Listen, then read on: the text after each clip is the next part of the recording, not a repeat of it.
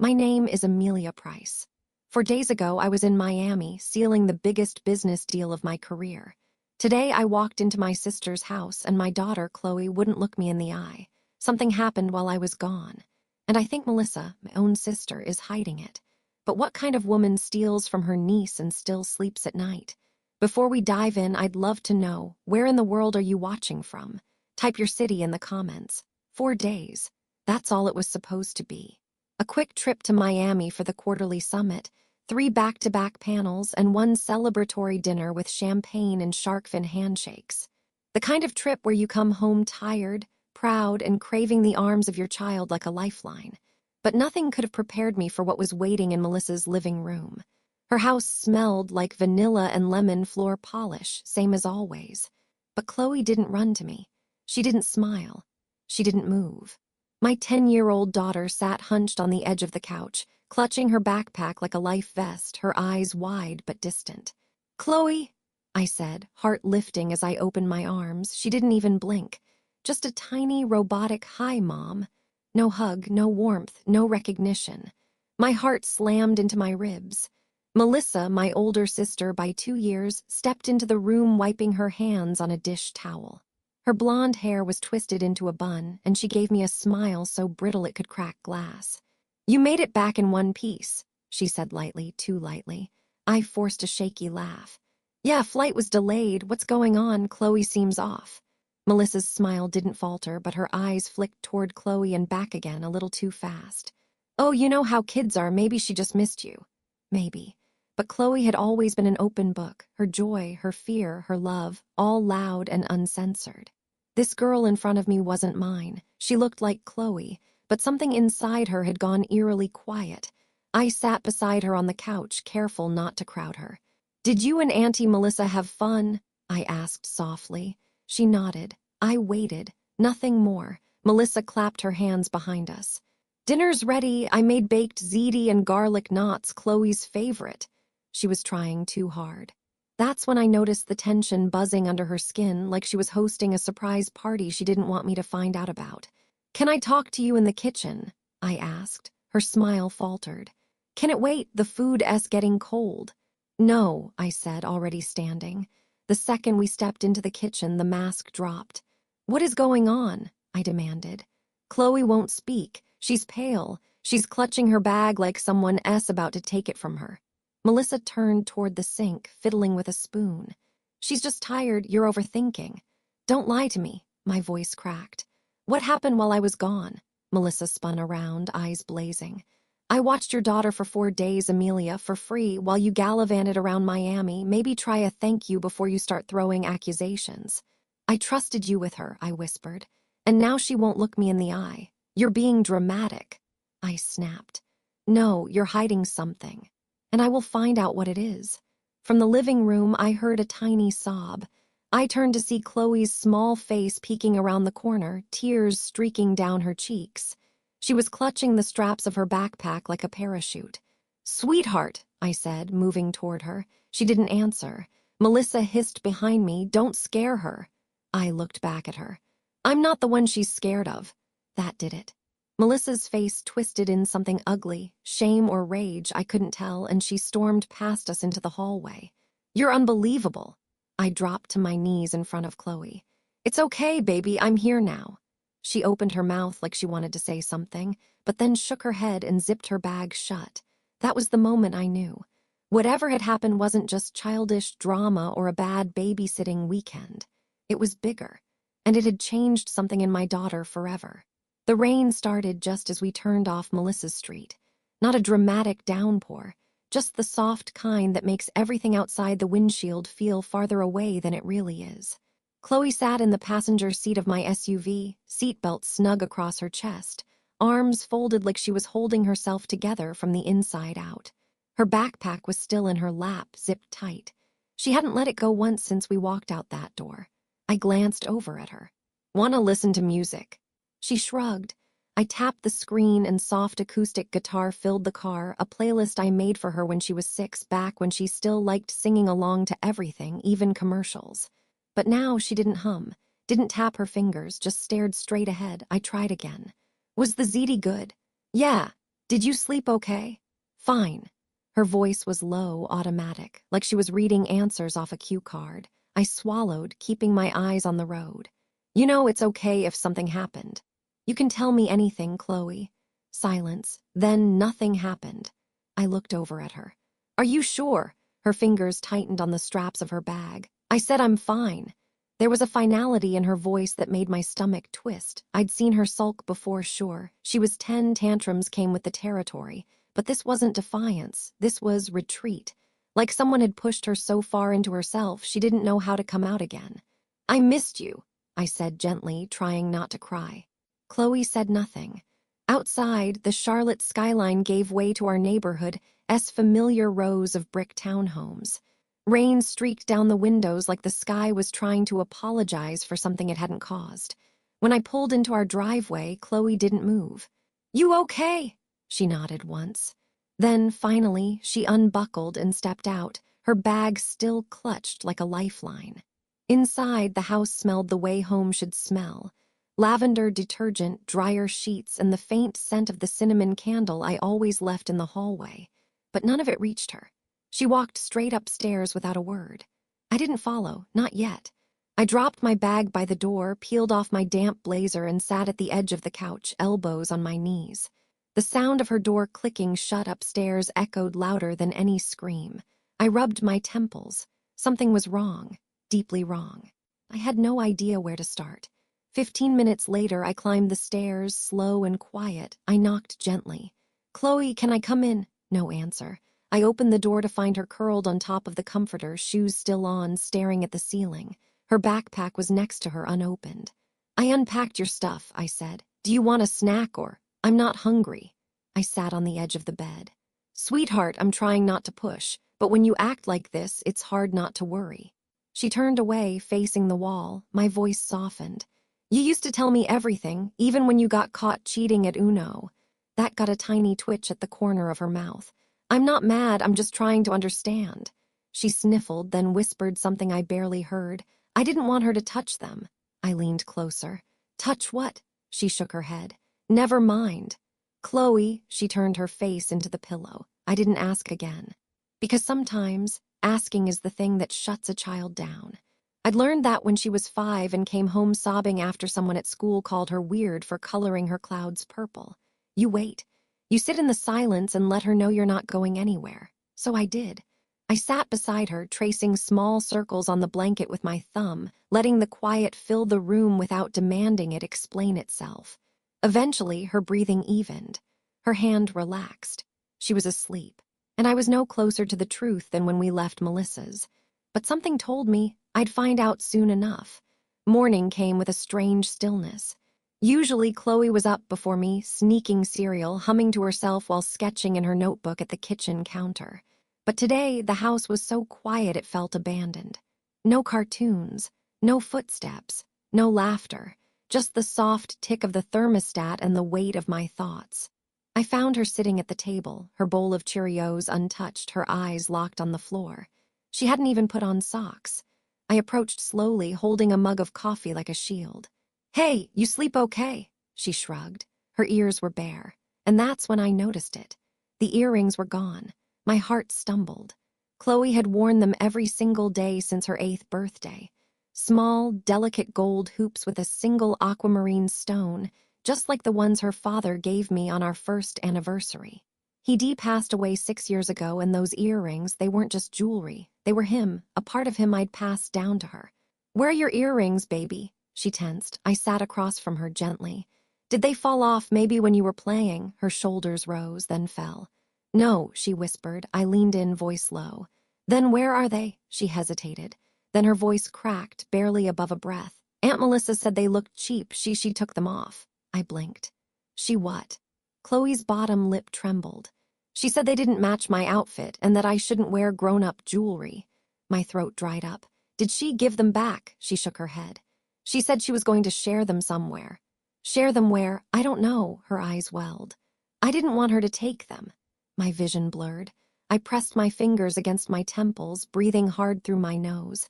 I didn't want to scare Chloe, but fury was clawing at the edges of my skin. She'd taken them. Melissa had taken them, something that didn't belong to her, something priceless, and treated it like a pair of dollar store studs. Did she say anything else? Chloe hesitated. She told me not to tell you.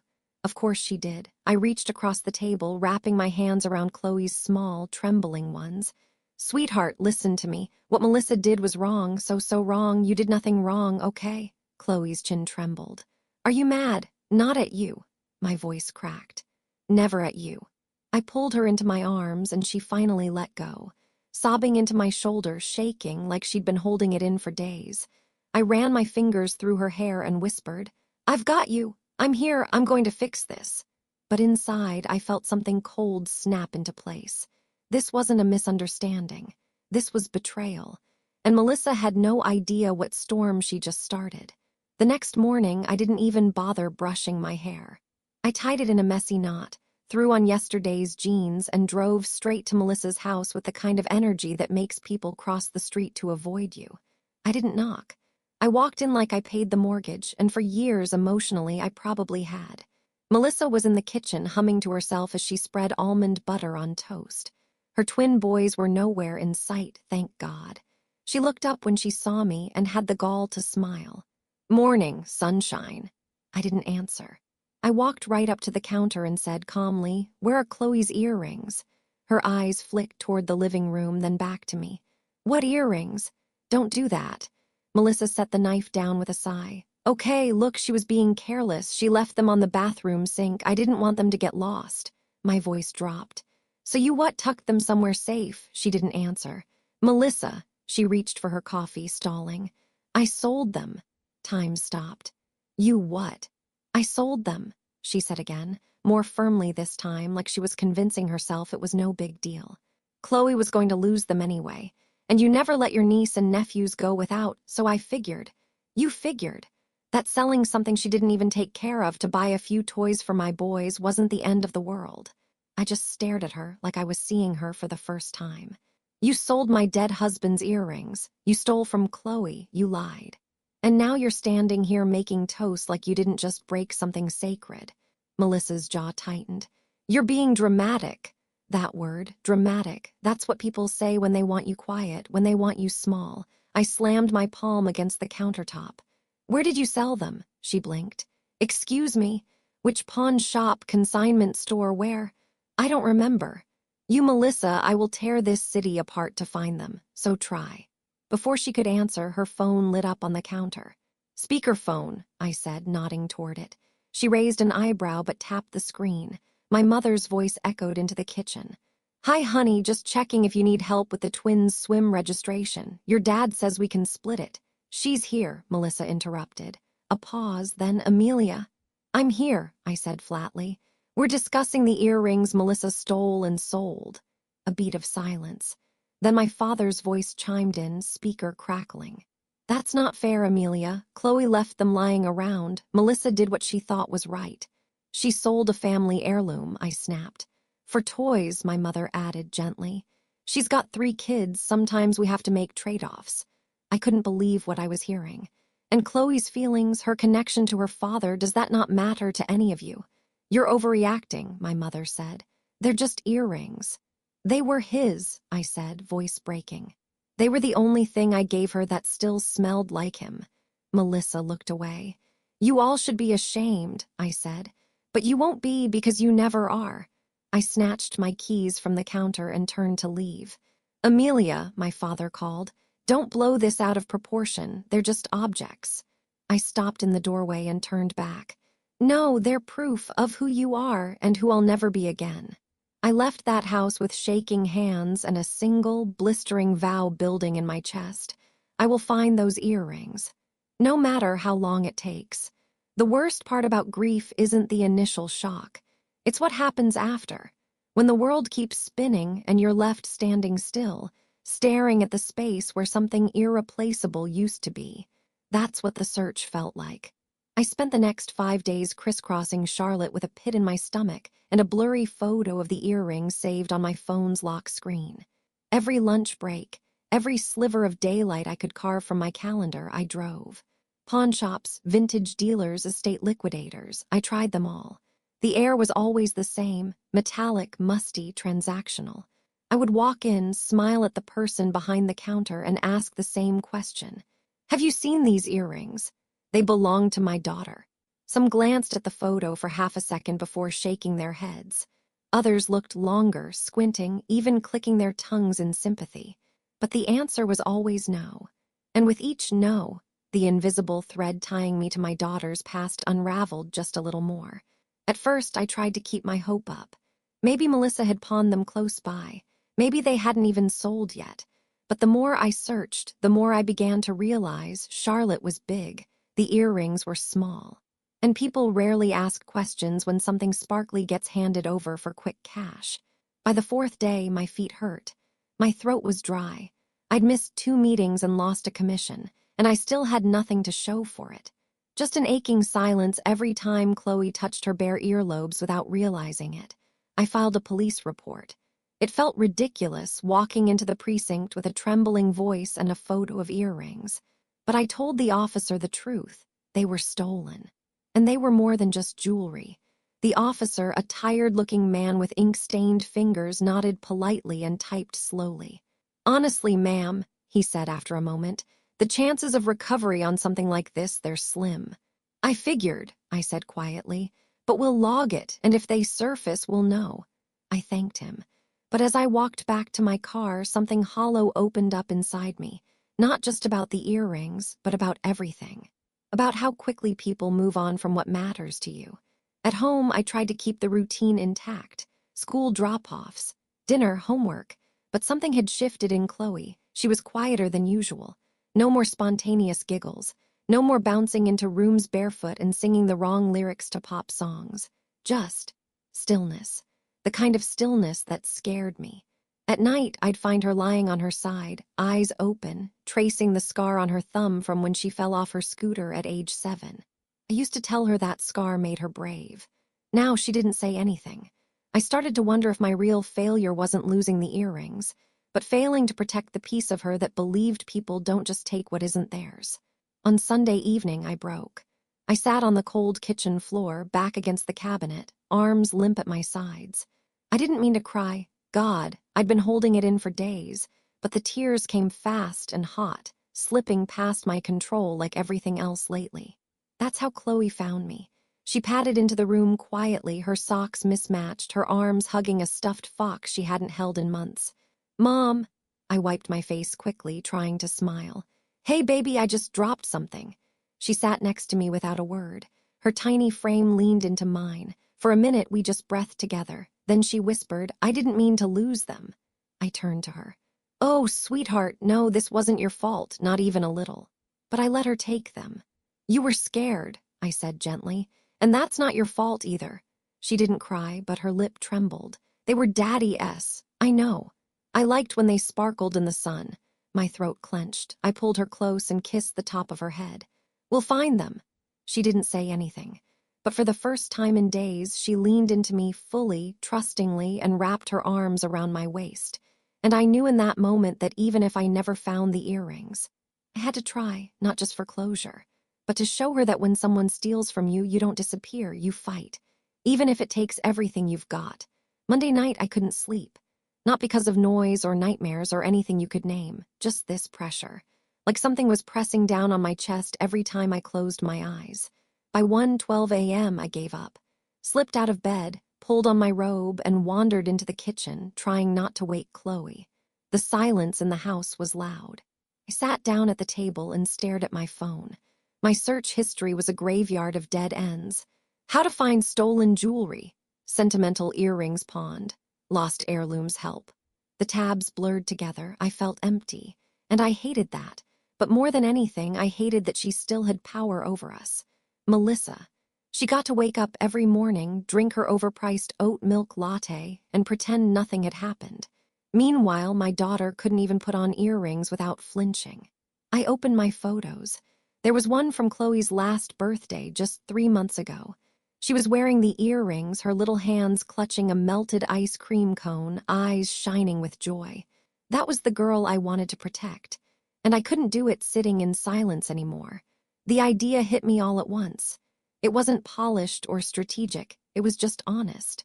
I opened the camera app, turned the lens on myself, and pressed record. I don't know if anyone will care about this, I began, voice raw, but my name is Amelia and someone stole something from my daughter. I paused, swallowed hard. She's 10, and those earrings, small gold hoops with aquamarine stones, they were a gift from her late father, my husband. They were the only piece of him she had left. I blinked against tears but didn't stop.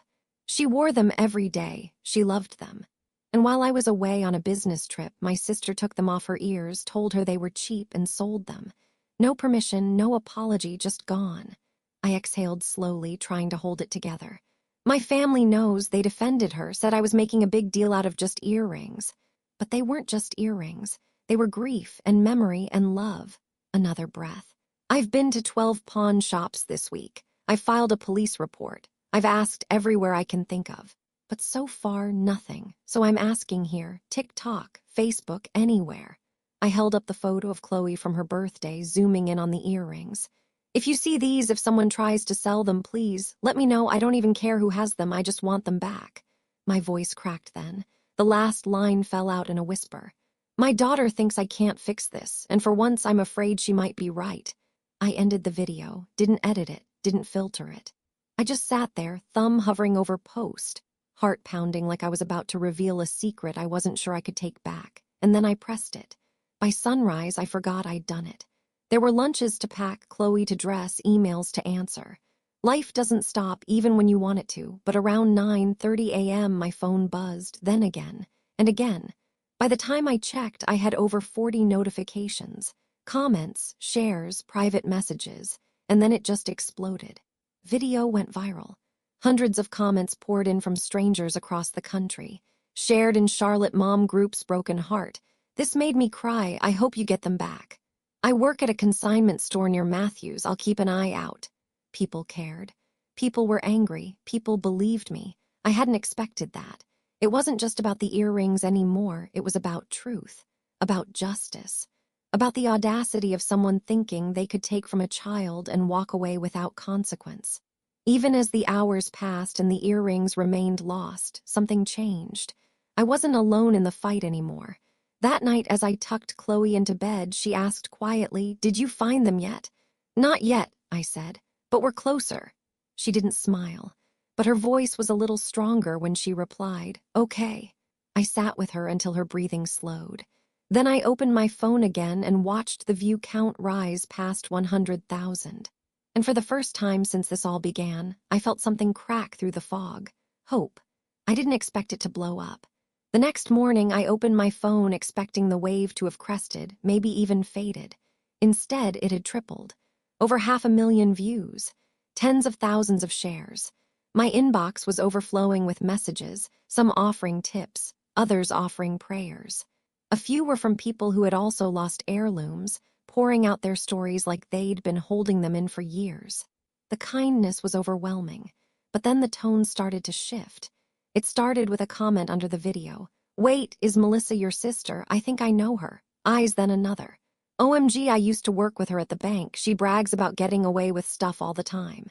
And then, check her Facebook, she posted pics from a beach trip last weekend, with gifts for the boys, expensive ones. I hadn't used her name in the video. I was careful. I wasn't trying to ruin anyone. But people put the pieces together anyway. And once they did, they turned. By noon, Melissa had deleted every social media account she owned. Our mother's Facebook was flooded with comments under every family photo, every holiday post, each one demanding accountability. People messaged her employer, her fiancé, her friends. Within 72 hours, Melissa's entire digital life unraveled. I didn't tell anyone to go after her, but I didn't stop them either. Because for the first time, she was the one explaining herself. Scrambling, backpedaling. It wasn't just my fight anymore. It belonged to anyone who'd ever been stolen from, lied to, gaslit, dismissed. And yet, the earrings were still gone. My phone buzzed all day, but Melissa never called. Instead, my mother did. At first, she left voicemails, tight, clipped messages full of polite fury. "Amelia, this has gone far enough. Your sister is being harassed. Strangers are messaging the family. You need to take that video down." Then they grew colder. I raised you better than this. This public spectacle is shameful. You're tearing the family apart. Then came the one that made me laugh out loud. What kind of example are you setting for your daughter? I didn't respond. There's no use reasoning with people who believe protecting your child from betrayal is worse than the betrayal itself. But silence isn't nothing.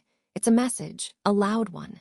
No apology, no explanation, no earrings, just silence. And the deeper that silence stretched, the more it revealed. Melissa had no intention of making it right. Neither did my parents. They weren't sorry, they were caught. One night, Chloe and I sat watching a movie. It was a quiet comedy, her choice, but she barely laughed. Just leaned against me with her head on my shoulder, that same stuffed fox clutched tight in her lap. A commercial came on. Jewelry, of all things. A smiling mother gifting her daughter a necklace. Chloe didn't say anything, but I felt her body tense. I muted the TV. "You okay?" She nodded. But after a beat, she whispered, "Why does Nana care?" My heart broke in two. "She used to be nice," Chloe added. "At Thanksgiving, she saved the last piece of pumpkin pie for me." "I know. Now she's just mean." I brushed a strand of hair from her cheek. "She's not mean, baby. She's just not doing the right thing, and that's sad." Chloe was quiet again. "Does it mean I can't trust her?" That's when I realized this was never about the earrings. Not really. It was about what they represented: trust, legacy, the unspoken promise that adults will protect what matters most to a child. And my family shattered that promise. "No," I said softly. "You don't have to trust someone just because they're family. You trust people who earn it, who show you they're safe." She nodded, a slow, solemn nod that didn't belong on a 10-year-old's face, but then she leaned into me again. And I knew we were healing. It was slow, quiet, uneven, but we were healing. Together, the day everything changed started like any other. I was answering emails in my makeshift home office, a corner of the kitchen table where I'd stacked my laptop on 2 cookbooks, when I got a message request on Facebook from someone I didn't recognize. "Hi, Amelia. I think I've seen the earrings." My heart didn't race. Not at first. Because I'd gotten messages like that before. Well-meaning strangers sending links to Etsy dupes or photos of vaguely similar earrings spotted in thrift stores. Each time my hope rose too fast. Each time it crashed. But this message was different. Attached was a photo. Blurry, zoomed in, but unmistakable. The earrings, gold hoops, aquamarine stones. Tiny scratch on the clasp, just like the one Chloe had gotten when she dropped them on the porch last year. I stared at the screen for a full 10 seconds before remembering how to breathe. I messaged back. "Where was this taken?" The reply came quickly. "My dad owns a pawn shop in Hickory. I work the counter on weekends. A woman brought them in about 2 weeks ago. I didn't think much of it at the time. But then I saw your video on my friend's TikTok. I'm pretty sure it's them." I didn't realize my hands were shaking until I dropped my phone. I picked it up, trying not to cry. My voice was barely steady as I typed. "Do you still have them?" Another ping. "No, they sold, but I can ask my dad who bought them. We keep records." It was something, a thread, a lead. I typed out a dozen more questions, dates, descriptions, names, then stopped. I didn't want to come off frantic, even though I was unraveling inside. A few minutes passed. Then another message. "My dad says he remembers. A guy bought them for his girlfriend's birthday. Said she liked vintage family pieces. He paid cash but gave a name, Casey Parker." It wasn't much, but it was enough. I sent the info to the officer handling my report. He didn't sound hopeful. "Lots of people give fake names," he said. "If we're lucky, it'll lead somewhere. But even then, it's private property now. The buyer didn't commit a crime."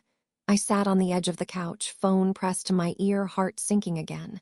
"So that's it?" "No," he said slowly. "That's not it, but it's delicate. We can't just go demand them back." I understood.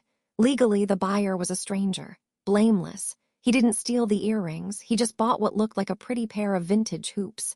There was no reason to think he knew their history. That didn't make it hurt less.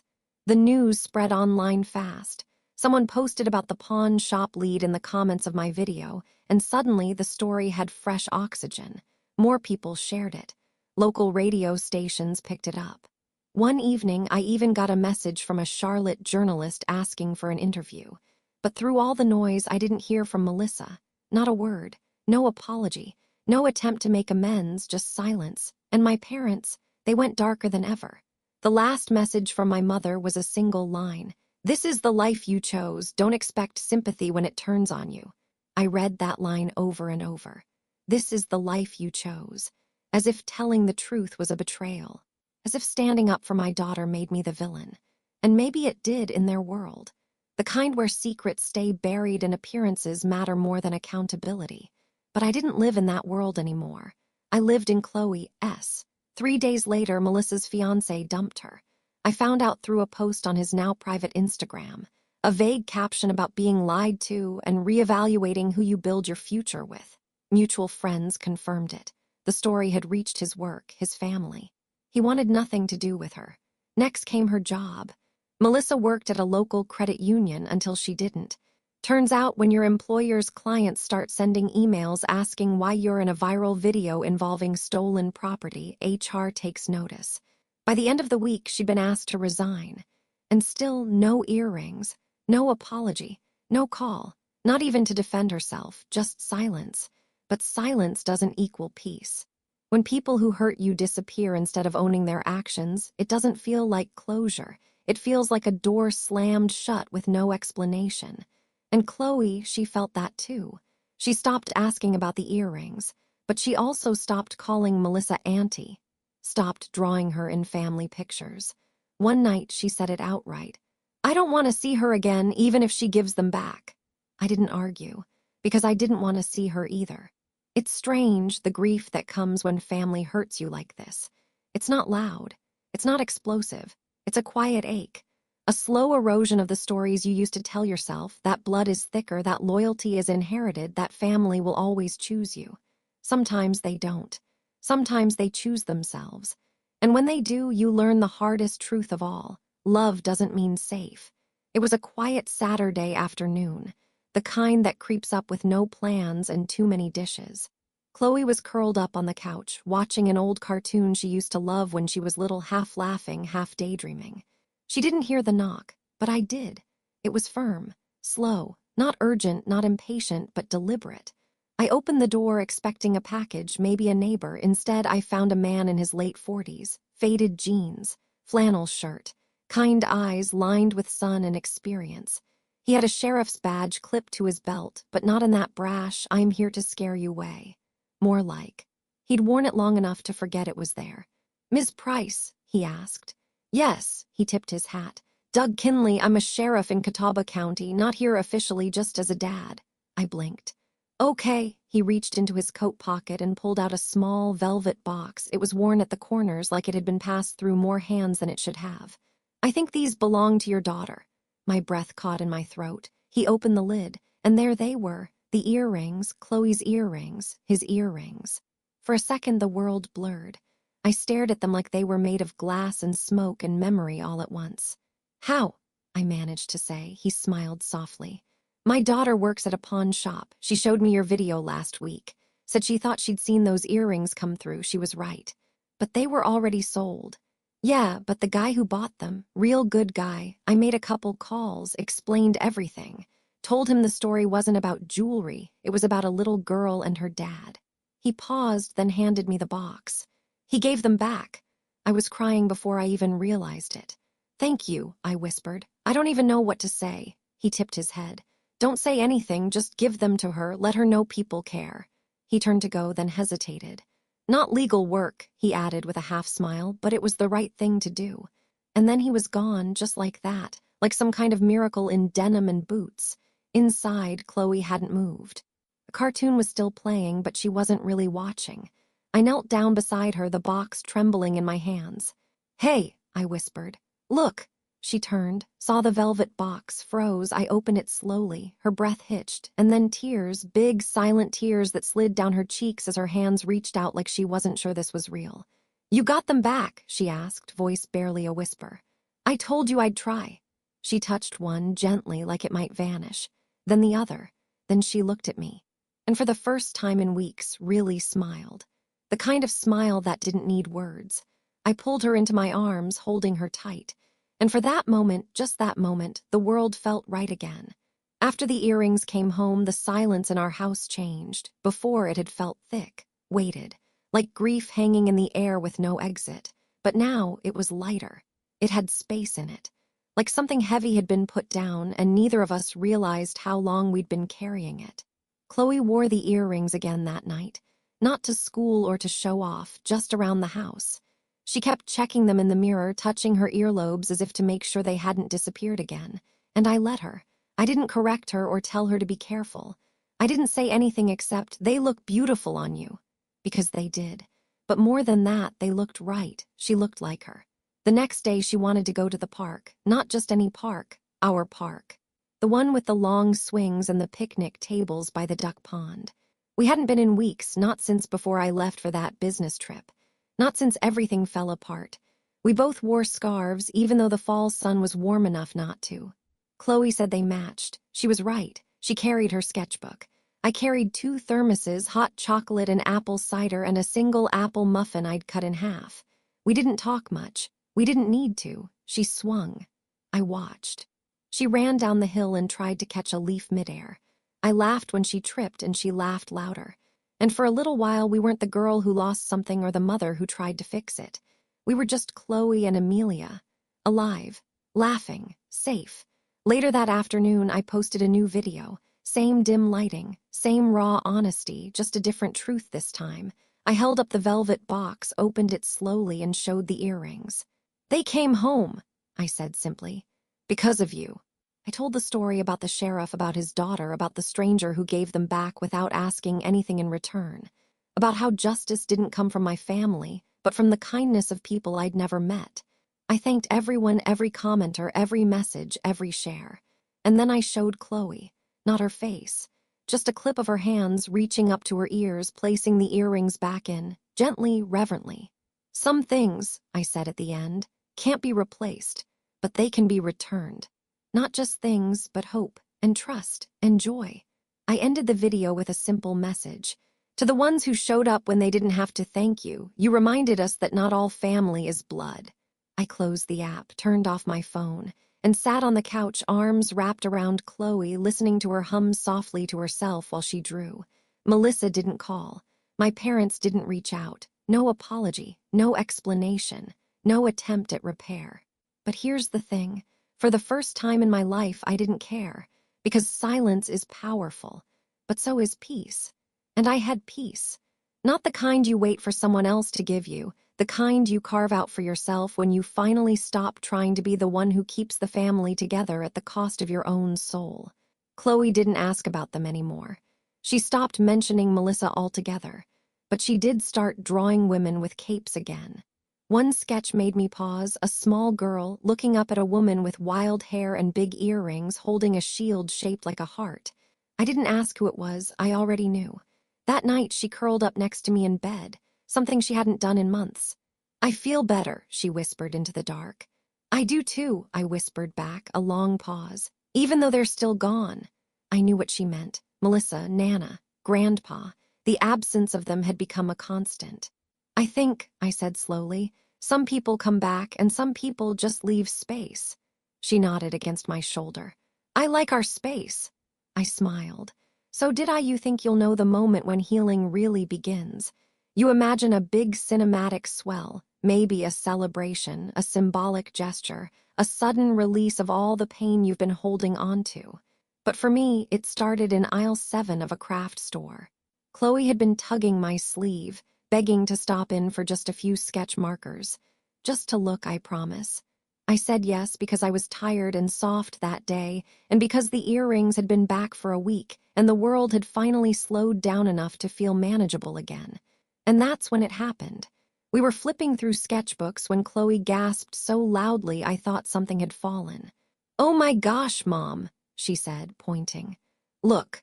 There, taped to a display board in the kids' art section, was a flyer with a printout of a hand-drawn girl wearing earrings, our earrings, with a bright red heart drawn over her chest. Below it, a caption, "Never give up. Even lost things find their way home." Someone had drawn our story. Not perfectly, not accurately, not even with our names, but it was unmistakable. It had gone from a private pain to a shared narrative. I stared at it in disbelief. Who? Then I saw the tiny initials in the corner. LP. Chloe tilted her head. Do you think it's someone from your video? I nodded slowly, my throat tightening. I think it's someone who heard us. That night, Chloe asked if she could make her own version. We spread out every craft supply we owned on the dining table: markers, glue sticks, glitter pens. She drew a little girl with big eyes and sparkly hoops standing on top of a mountain. At the peak was a single word: power. Then she added a tiny fox at the girl's feet, just a small detail, but one that broke me. You made her brave, she said softly. She wasn't brave before. I didn't answer. I just leaned over and kissed her forehead. Because in that moment, I realized something huge. We weren't just surviving this story. We were rewriting it. I didn't expect what came next. After I posted the final video, Chloe's drawing, her voice narrating the quote she wrote across the top, "My mom is my mountain," the comments exploded again. But not with anger this time, with joy. People wrote messages like, "This healed something in me I didn't know needed healing." I watched every part with my daughter. We cried together. This isn't just a story, it's a blueprint. And then came the messages from schools, libraries, women's shelters, asking if they could share Chloe's drawing. One small act of courage had become a ripple, touching strangers, reaching across states, crossing oceans. And that's when it hit me. This wasn't just about the earrings, it never had been. It was about what they represented, a child's belief that she mattered, that someone would stand up for her, that she wasn't small or voiceless or invisible. It was about a woman finding her strength not in loud revenge, but in quiet, relentless love. A few days later, Chloe and I went out for ice cream. She wore the earrings, of course. We sat at a tiny table by the window, chocolate smeared on her cheek, the last of summer fading in the distance. "You know what I think," she said between bites. "What?" "I think the earrings were magic." I smiled. "Oh, yeah. Yeah, not like spells magic, but like truth magic." I raised an eyebrow. She licked her spoon and explained, like they made everyone show who they really were. I stared at her, stunned, because she was right, they had. When we got home that night, there was a letter in the mailbox. Handwritten, no return address. I opened it cautiously, my breath catching as I unfolded the note. "I didn't know how to say I was sorry, but I hope someday you'll understand. I did what I thought I had to do, and I lost everything because of it. Maybe that's justice, or maybe it's just life. Either way, I'm leaving town. You won't hear from me again. I hope Chloe grows up to forget me, but I hope she never forgets you fought for her." No signature, but I knew who it was. I stared at the letter, heart still. No joy, no anger, just release. I folded it once, put it back in the envelope, then slid it into the drawer where I kept old photos and birth certificates, not because I needed to remember her, but because I wanted to remember the line that mattered most. "You fought for her."